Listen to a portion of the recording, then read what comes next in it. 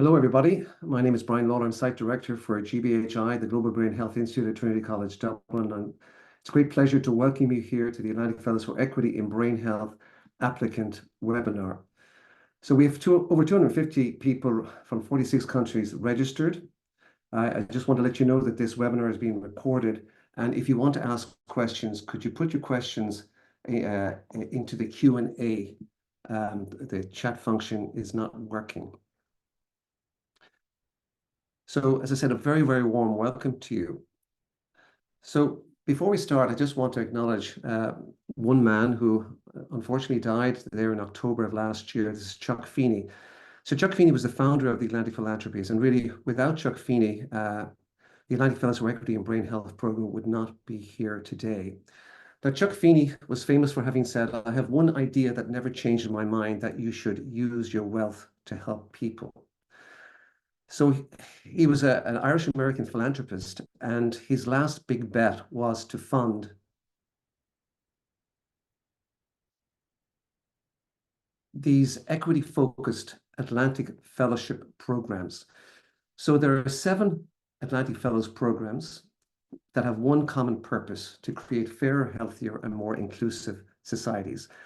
The Global Brain Health Institute and the Atlantic Fellows for Equity in Brain Health Atlantic Fellows program was the first and largest of these programs, but it's important that you realize that the Atlantic Fellows for Equity in Brain Health is one of 7 equity-focused programs from all over the world, and they all are looking to create fairer, healthier, more inclusive societies. We're focused on brain health and dementia prevention. The other programs are focused on other major societal challenges like racial equity, health equity, and others. So with regard to why the Atlantic Fellows for Equity in Brain Health program was set up, it was to tackle the wicked problem of dementia. And when you have a wicked problem like dementia, where every 3 seconds a person is developing dementia around the world, you need a wicked solution. So we need to look at dementia in a very different way if we are to arrive at a solution to this very, very significant societal problem. And that's where the Global Brain Health Institute comes in. So we were founded in 2015, as I said, by a generous grant from Atlantic Philanthropies by the founder, Chuck Feeney. And the goal and mission of the Global Brain Health Institute was to protect the world's vulnerable population from threats to brain health.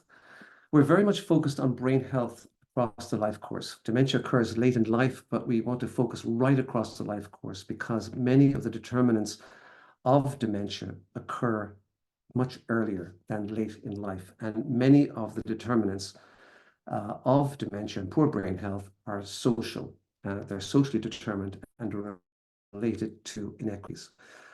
The founding sites for the Global Brain Health Institute are at the University of California, San Francisco, and Trinity College, Dublin. So GBHI's mission is to reduce the scale and impact of dementia in 3 ways. First and foremost is by collaborating and expanding on developing scalable preventions and interventions in the area of brain health and dementia prevention. Secondly, by sharing knowledge and engaging in advocacy. And thirdly, by training and connecting the next generation of leaders in brain health through the Atlantic Fellows for Equity in Brain Health program. So this fellowship program that we're talking about today on this webinar is the cornerstone of GBHI, and it's the way that GBHI very much achieves its mission and vision.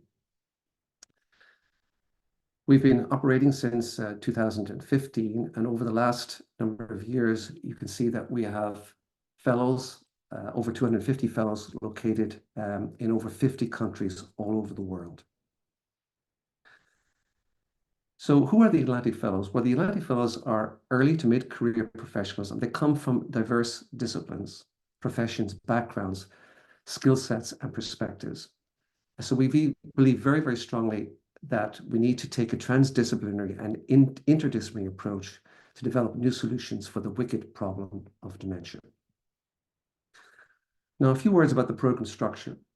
The Atlantic Fellows for Equity in Brain Health program is a 12-month residential fellowship. Fellows come to either University of California, San Francisco, or to Trinity College, Dublin. At both sites, the fellows share cross-site activities, but there are site-specific opportunities as well for the fellows. And the fellows have opportunities to come together in person, such as at the Global Brain Health Institute annual conference, which happens once a year. The learning experience that the fellows have has four main pillars. There's a taught curriculum, which is across the two sites using a flipped classroom method. Fellows are exposed to clinical and lived experience, so they learn about the lived experience of dementia and what it means to care for somebody living with dementia. Fellows have assigned to them a mentor, a faculty member at either University of California, San Francisco or Trinity College, Dublin, and they also have leadership and skills training. Here I'm showing you some of the transdisciplinary discipline, the transdisciplinary curriculum that fellows are exposed to. So they have an integrated material from diverse and different disciplines. In particular, they're exposed to arts and creativity. There's case-based learning, and we use many different modalities for different learning styles and for different content. So here you see some of the learning modalities, very much focus on experiential learning, and the experiential learning happens through the clinical lived experiences. There's a strong emphasis on peer learning, and we very much see the fellows as experts in their own right. There's didactic learning using a flipped classroom curriculum sessions between California and Dublin. And the fellows then also experience a lot of collaboration through workshops, seminars, salons, and fellow-led sessions. I just want to mention the pilot awards for global brain health leaders. This is a very, very important part of the program. It's an integral aspect of the program. Fellows have an opportunity during the time, during the fellowship, to apply for pilot funding. The pilot funding comes through the Alzheimer's Association, Alzheimer's Society, UK, and the Global Brain Health Institute.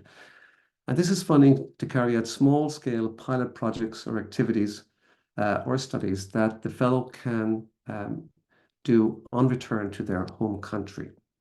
And this very much supports leadership development of the fellows and advances projects that improve outcomes for brain health in their local communities. Fellows, when you join this program, you become a fellow for life, and after graduation, the alumni remain connected with one another and are very much supported by the program. And really what we want to achieve after the residential one-year fellowship is a strongly networked Atlantic Fellows community that can achieve global impact in the years ahead. So here you see the journey of the fellow. The fellows arrive, they make contact with their mentor, they begin to develop a training plan, and then they experience GBHI, they build their knowledge, they hone their skills, and they collaborate with their peers, they're exposed to the clinical lived experiences. And then they begin their leadership transformation. They evolve as leaders during the one-year fellowship. So they expand their knowledge, identify opportunities, and share ideas. And then after the one-year residential fellowship, they continue to engage with their community as alumni.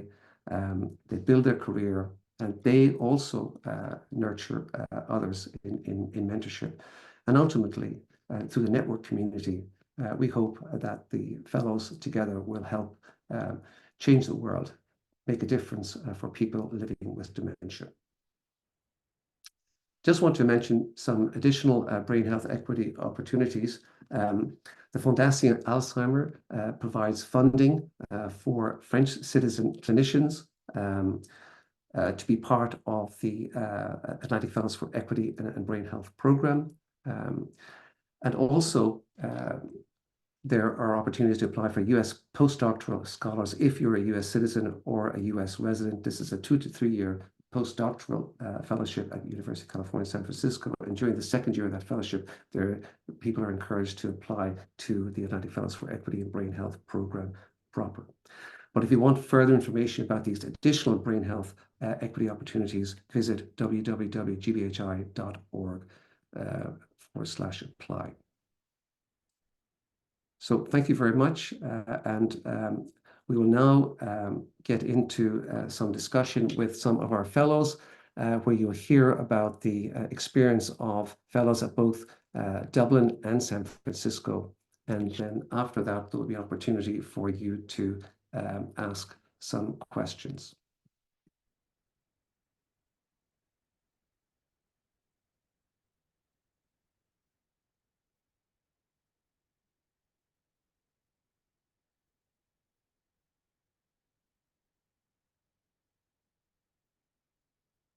Okay, so now I'd just like to switch gears a little bit and introduce you to a couple of our fellows who have experienced the program. So the first fellow I'd like to introduce you to is Jayashree Dasgupta. Jayashree is a clinical psychologist specializing in neuropsychology and is based in Delhi in India.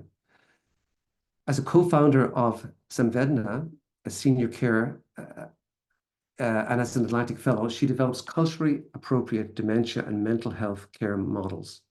She also leads the Creative Brain Week India satellite to advance brain health through transdisciplinary collaborations. And I'm sure she'll tell us a little bit more about that as we get a chance to talk to her. So welcome, Jayashree. Thanks a lot, Brian. It's great to be speaking here. It's great to be able to speak to you. And how are things in Delhi at the moment? It's great. We just had a monsoon, so I'm remembering Ireland fondly with the rain. Plenty of rain here too. So let me just start by asking you. I mean, obviously you have a clinical psychology background. You also have set up and established this Samvedna senior care. So what encouraged you to apply to the Atlantic Fellows for Equity in Brain Health program? What was your main interest in doing so? I think one of the things that got me really interested was really the opportunity to be part of a global network of people who are like-minded and passionate, people who are very driven towards making a difference. And I think, kind of being I kind of identify as probably like a mid-career professional. I think for anyone in any career path, it's really critical to remain stimulated so that you continue with your productivity and you can continue to make impact and grow. And I think I was really looking for an opportunity where I could do that and upskill myself in a lot of ways and become part of this network where I could continue to make more impact in an area that I was passionate about. So it's kind of a big leap, isn't it, to come from India to Ireland or to California? So tell us a little bit about the experience. I guess the big cultural difference in coming to Ireland, right? I think yes, definitely. I think that was part of the great part of the experience as well, was to actually interact, not only actually live in a place that was very different culturally from where I am, but also interact with people from so many different cultures and backgrounds. And I think one of the amazing things that I cherish a lot is the fact that the entire community was really, the GBHI community was actually really able to help everyone kind of adjust as fellow GBHI fellows. So that was something that was very interesting. And I think that really stems from the fact that everyone came with a very similar purpose, even though we were from very different backgrounds.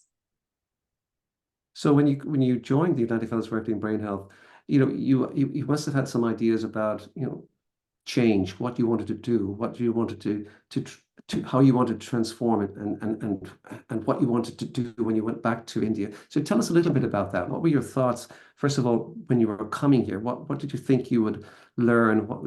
How do you think you would change, and what you would do when you went back home?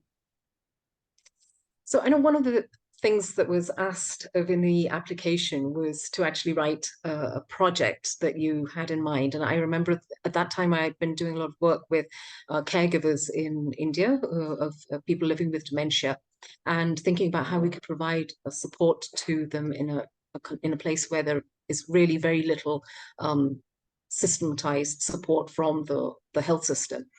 And what I was really looking for was trying to see whether there was support for some of the things that I'd done previously, learning from others who'd done similar things, and really trying to take a leap in terms of where I should go with this. And one of the things that was really interesting through the fellowship was really that openness with which people shared the information and the experiences that they had and that they brought to the programs. It was a really, it really was, I was really looking for that sort of a knowledge exchange. And I think those are actually some things that I've brought back with me in the work that I'm doing now. Okay. Perhaps you're just thinking about the people listening on the webinar. If you could talk a little bit about the structure of the program and maybe some of the experiences you had from the different components that I already described and how that might have mapped onto what you wanted to achieve back home in Delhi. So I think you mentioned the different aspects of the program, and so there's obviously the structured course content where there's an exposure to various disciplines. It's almost like right from a taster in areas that I had probably not really thought about, like economics, for example. I come with a neuropsychology background, and that was a very gray area for me always. To areas that I came with more knowledge about in terms of like clinical diagnosis and practice, where you kind of the course content really went from being a bit of a taster to actually allowing you to deep dive into something where you have experience. And the experience in many ways as a fellow was tailored to what I could take on or what I chose to take on in terms of the structured course content. Another aspect which I thought was really valuable was the clinical lived experience. Personally for me, because I mean, you were asking about coming from a different culture. What this fellowship really allowed me to do was to actually see how a very different health system was working, to interact with clinicians, to interact with patients, to interact with community members, talk to them, understand their views, talk about what's worked for them, what hasn't. And then that's really what helped me understand where we've been doing things differently, where, we could change certain things, where, we could also share a lot of learnings bidirectionally. So those were some areas. And obviously, you've got a particular interest in caregivers, caregivers of people living with dementia. I mean, do you think the experience of people in Ireland, caring for people living with dementia is similar to what you were seeing in India? And were you able to transfer some of those learnings back? I actually found it very surprising that there was a lot of similarity in the experiences that caregivers have, and I think it's not just in Ireland. I think through the fellowship, the challenges that caregivers, people living with dementia across the globe face, was something that was echoed by fellows from across the world, and I think that really just kind of hits home in terms of how much more we need to do in terms of collaboration to identify more innovative solutions together. So absolutely, that was something that was really, it was really insightful. And just maybe last one or two questions. I'm thinking about collaborations and obviously you've met fellows in Dublin, but also fellows in California as well. I mean, in terms of where you are now, in terms of your networks and your community, can you tell us a little bit about that? And then maybe I'll ask you to end on Creative Brain Week. But what's your sense of the connection in the community now with the cohort? You were 2021, was it? 22, 23, yes. Yeah. So what's your sense of connection now, this network that I was talking about in terms of alumni? How does it feel? The alumni connections are absolutely amazing. I think one of the things that I was always surprised by was how right it felt to just be with a group of people whom you've never met right from day one. And I remember when, the first day that I walked into Trinity, the room was buzzing, with ideas, and that buzz continued till the end of the fellowship. And it's amazing that now I have friends across the globe whom I could reach out to with a question. It doesn't matter, whether that's a silly question about, any area, but there's somebody I can reach out to, to at least guide me in a way, or, point me to a direction where I can find certain answers. So the connection is great. And I think this is just the starting. So when you say it's a lifelong experience. I believe it will continue lifelong. And maybe just to finish up, could you just say a few words about this Creative Brain Week satellite? I mean, this is, I know, an activity that you and Anusha Mohan have been involved with.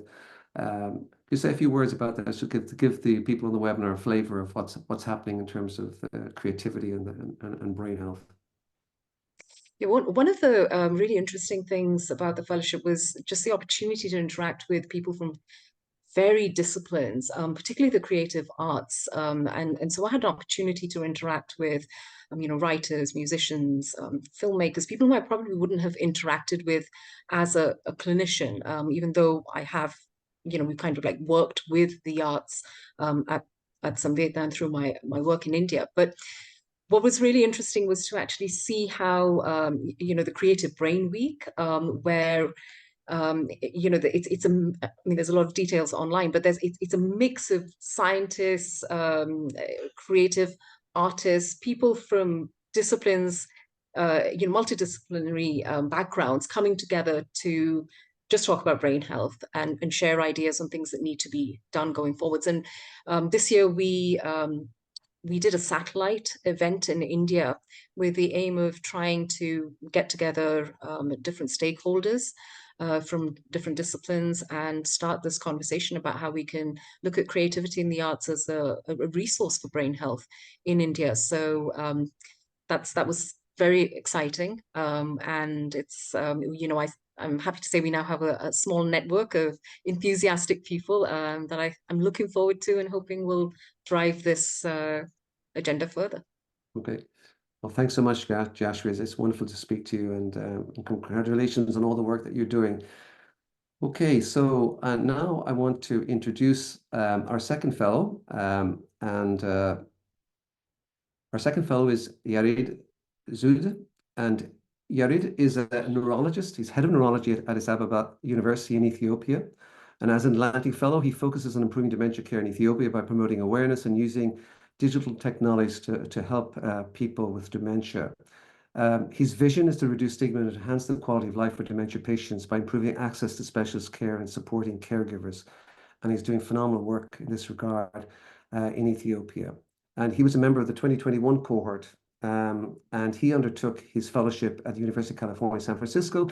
So we have a different area of professional expertise, but also we're going to hear about the opportunities and the experiences at the other site at University of California, San Francisco. So welcome, Yared. Lovely to see you. And I guess I'll ask you some of the questions I asked Jayashree, so you're probably very well prepared. But really, first and foremost, coming from Ethiopia, I mean, what encouraged you? What made you apply to the Atlantic Fellows for Equity in Brain Health? And tell us a little bit about why you chose San Francisco. Thank you, Brian, for inviting me to be here. So the good thing being in the Atlantic Fellowship is that it opens a lot of, it's something untapped from the outset. So when I or when I apply for the fellowship, the first thing is I wanted to expand my knowledge in brain health. So as you say, I'm a neurologist. I'm practicing in the university setting. So I wanted to see what are the opportunities to explore outside of just the clinical care. So I've been looking to the opportunity to look into the Trinity side or the California side. And one of the interviews was that the reason that you want to be in California is there are more of a neurological or a clinical perspective, but also in the Trinity side, there is also a clinical, but more of in the psychiatry aspect. So I wanted to see both sides, and I'm keeping open actually. So it's kind of a toss and a luck actually that brought me to California. But I'm glad that I have those experiences. Yeah. So as a neurologist, tell us a little bit about the experience that you had in San Francisco at the Memory and Aging Center. What sort of things what was your week like? Yeah, so it's out of what I've experienced in the past in medical school, the typical classroom setting, you go to the library, but the Atlantic Fellowship is way different, especially in California. Whenever we did there in 2021, the first half was kind of a post-pandemic time, so we have more of our sessions virtually. but still we have the time in the office. We do didactics, we have practice sessions, we have clinical case rounds. So especially as a clinician, it gives me a lot of opportunities to experience the patient's approach, and even as a physician who's never been taking the USA mainly to evaluate patients, we have the opportunity to attend virtual clinics with experts, including Professor Bruce Miller and Friday Clinic. So all those being practical for my practice currently, what I'm doing in Ethiopia. When I evaluate patients, I get those skills in the clinical evaluation, and also the other disciplines other than the clinicians who have been fellows from art, from journalism, from dance. All those give me a perspective to approach brain health or dementia, not only as a science, but its way of approaching it, also managing it outside of a clinical perspective or a pharmacologic setting. So it was unique, I can say. Yeah, I think Jayashree talked a lot about, that transdisciplinary exposure. And you've talked about that as well. Obviously you're a neurologist, you're very focused on dementia care, but you talked about the other, interdisciplinary and transdisciplinary exposures to other fellows. Can you give any examples really of how you feel your work has maybe been influenced or changed by the exposure to fellows from other disciplines? Now that you're back in Addis Ababa, any examples of how your thinking has changed, perhaps? Yeah, actually, before I joined the fellowship, I tried to be engaged with the Parkinson community back home. But once I get to the fellowship, when I think back home, there was no one care about dementia patients in Ethiopia. So that gave me a leap to establish the first non-governmental organization in dementia care. So we established Alzheimer's Ethiopia in 2022, once I finished my fellowship. So through that organization, we try to provide information. Mainly, we give capacity building trainings, but not only from the science perspective, but we also introduce families to use non-pharmacological approach, including dance classes, art therapy as a way of intervention. And all this knowledge teams from the fellowship program, especially those fellows that have been connecting yet. They gave me the way and the mechanisms of approaching those techniques, and it's also a good way to approach health not only as a scientist but as an artist. That gives a flavor for the discipline. Yeah, that sounds very exciting. A very exciting transformation and a kind of a broadening of your perspective. So in terms of the connections, now as an alumnus, you're obviously back in Ethiopia. Tell us a little bit about your connections through the Atlantic Fellows Directly in Brain Health. I mean, are you connecting with many different fellows since you got home, since you went back home to Ethiopia? Yes, actually, one thing I wanted to tell for those who join the fellowship is it's not only about GBHI. That's the entry point to this lifelong commitment or program. So once I finished the fellowship from California, I joined the Atlantic Fellows, a larger community where you have a chance to connect with 7 other programs. And through that collaboration, in the past 2 years, I have a chance to apply for 2 different grants in collaboration with fellows from South Africa. Even for the civil war we face in Ethiopia, we try to apply for a rescue grant with my colleague in Ethiopia. So we visit those places to give a rescue support and primary care neuropsychiatric support for our displaced Ethiopians in the northern world. So these opportunities all came from my involvement in the fellowship. And currently, I can say the GBHI or Atlantic Fellowship has all the opportunities if you have the courage to grow. So they give me the opportunity to apply, and currently I'm in the Global Fellowship Advisory Board membership, where I'm representing my fellow fellows to get their voice heard in the Atlantic Board. So all this gives me all these opportunities been opened up through my engagement in the fellowship. So I encourage everyone to be part of this global community and make a difference in the world. Yeah. So maybe a couple of final questions for you. I mean, do you think the Atlantic Fellows for Equity in Brain Health is making a difference to brain health and dementia prevention in Ethiopia? Definitely. That's what I can say. So currently, as part of my pilot project, we are developing a cognitive assessment tools for Amharic speakers. So we use a computerized digital tablet-based tools, also paper and pen-based tools that can be utilized for clinicians in the primary care. But the good news is we're using that as a prototype.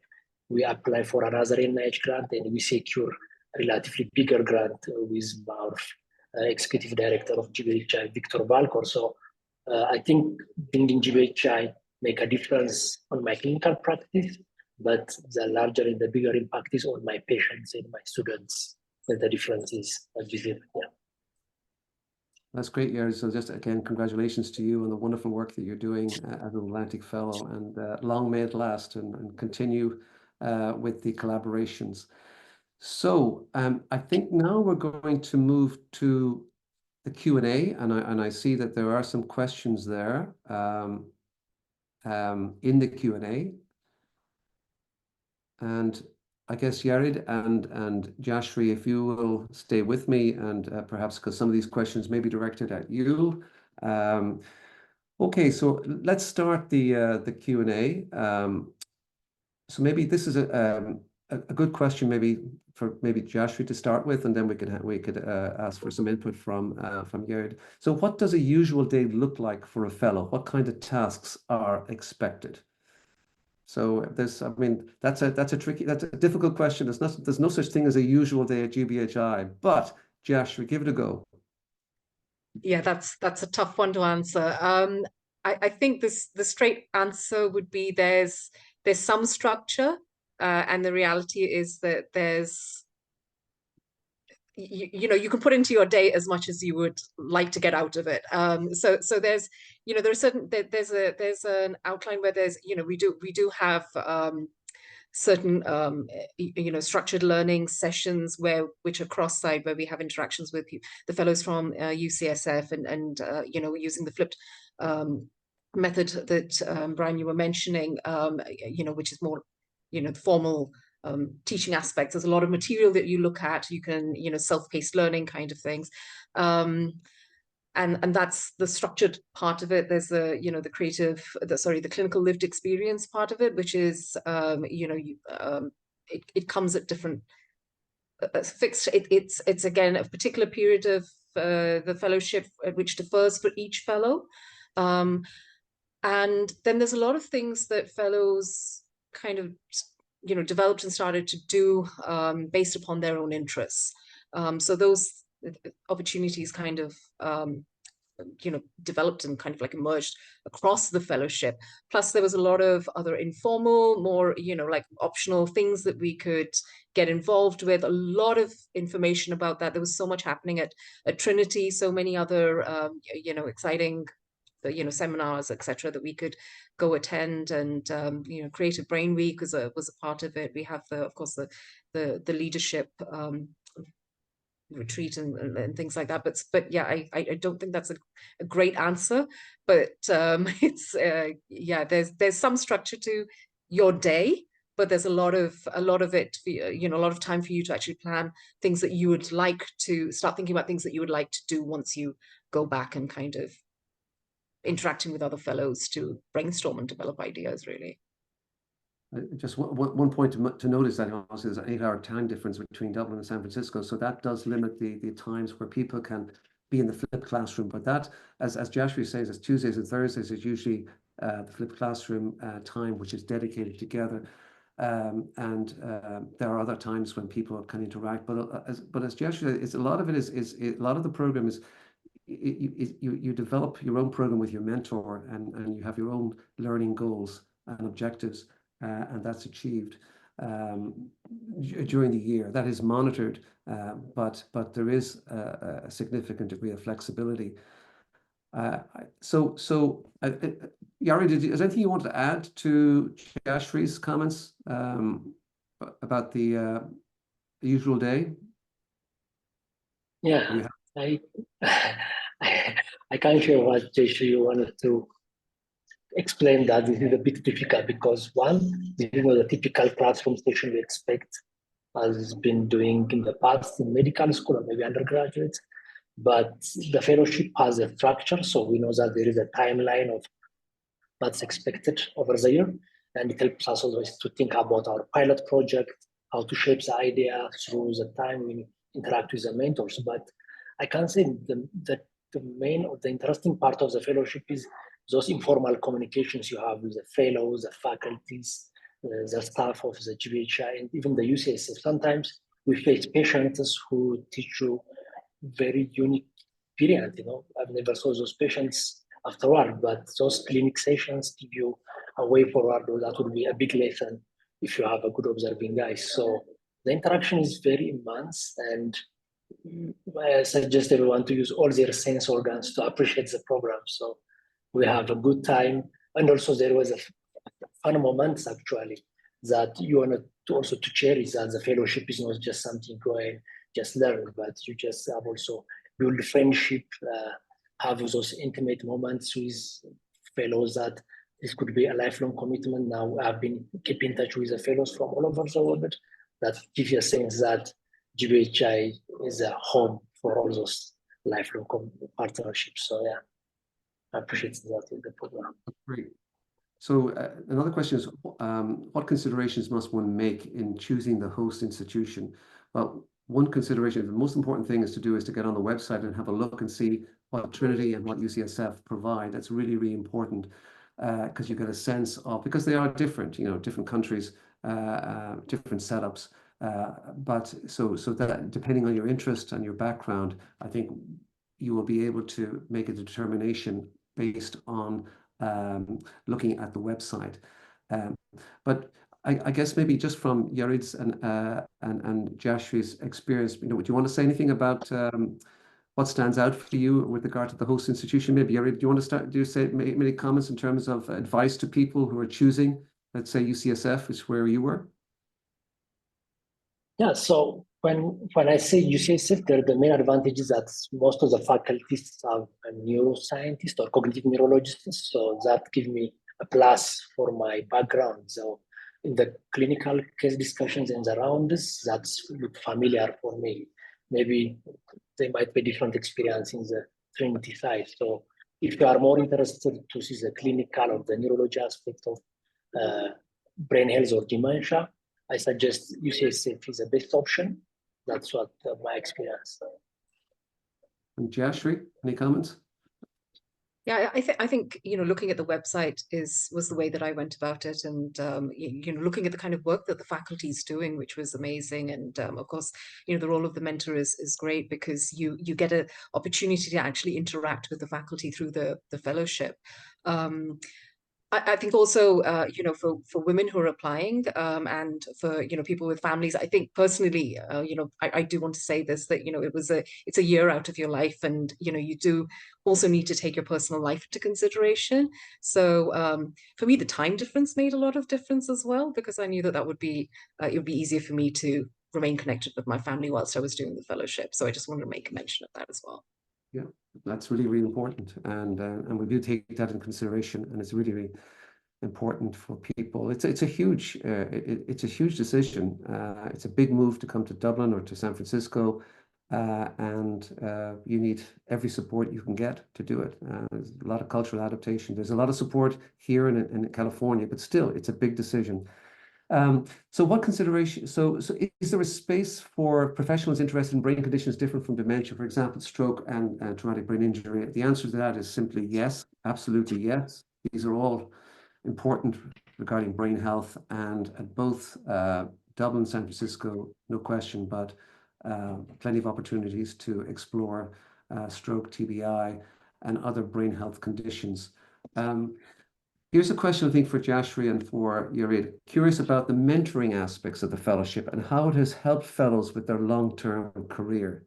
So, Jayashree, mentoring, and was it of help? Definitely. I think one of the things that I appreciate and respect most out of the fellowship today is the fact that there's a space to actually get mentoring support. I particularly enjoyed the leadership sessions, which were focused on mentorship, as well as the individual mentoring discussions. So definitely it's really helpful to have that one-on-one time with somebody, particularly if you're a mid career professional, because you sometimes don't get that kind of. Yeah. And it's ongoing, isn't it? I mean, you get that ongoing support.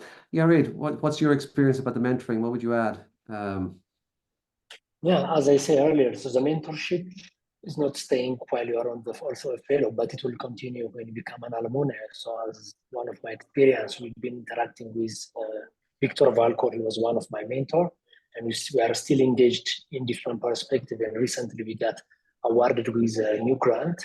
That's also continuous partnership after the fellowship, but also I can also emphasize on the local mentor or the regional mentors we develop through the fellowship. So the fellowship, we didn't always give you someone from the UCSF or Trinity, but we wanted to develop interaction and collaboration in your locality or in your institution or in your region. So that helped me to work with my regional mentor currently. We are also engaged in another grant project. So it helps you to expand your network and engagement both locally and also globally. So I can say. And I guess I would add that I think you're both mentoring yourselves now. You're not just getting mentored, you also have become mentors. So that's really important as well. Is it necessary to have experience mainly in brain health neurology before applying for the fellowship?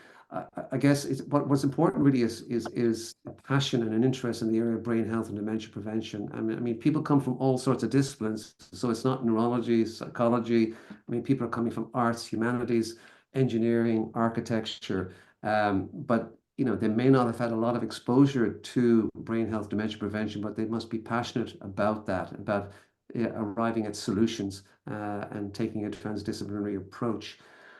There's a question here about does the program cater for brain health across the age spectrum, or does it only cater for a geriatric population? I would say it's the life course brain health approach.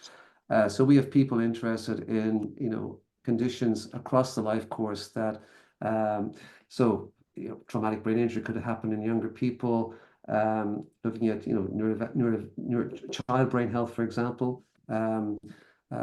All of these areas are potentially open and relevant and important because ultimately, as I said at the beginning of the presentation, dementia occurs late in life, but the determinants occur a lot earlier. Okay, so I'm just looking. Are there any other? There's in the Q&A. I think there's a lot of questions. Are there any other? These were select. Will I see if there any more?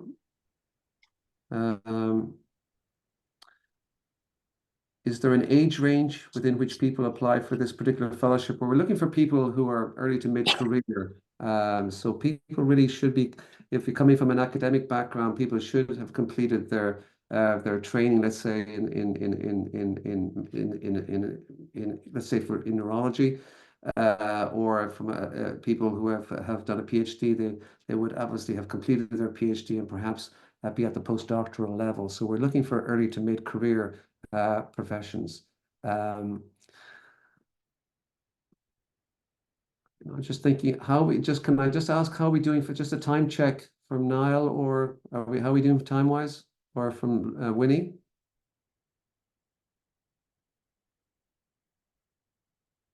We're at time, okay. So I think I'm going to call a close now to the webinar. I just want to say that we've got lots of different questions about eligibility and finances and so on. So these topics are going to be dealt with in a very detailed webinar on the 12th of August. And I think details for that webinar are going to be on a slide that I'm going to show you, or it's going to be shown now. And can I just thank Yared and Jayashree for your contribution? It's been fantastic seeing you and talking to you, and I think you've answered the questions brilliantly. And thank you so much for your time and effort here. So without any further ado, can I just thank everybody who has actually participated and asked questions. As I said, please go to the website. I think the website will answer many of the questions that you have. And as I said, we will have a further webinar, which will go into the nitty-gritty, into very much the details of the questions about the financial, language qualifications, eligibility. These will all be addressed in the webinar in August. So can I hand back to Winnie